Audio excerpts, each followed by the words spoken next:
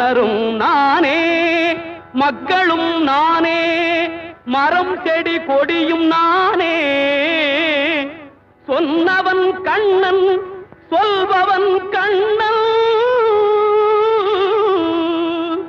துணிந்து நில் தர்மம் வாழ. புண்ணியம் இதுவென்று உலகம் சொன்னால் அந்த புண்ணியம் கண்ணனுக்கே.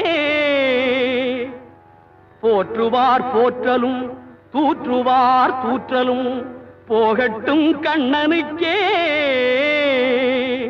கண்ணனே காட்டினான், கண்ணனே தாக்கினான், கண்ணனே கொலை செய்கின்றான்.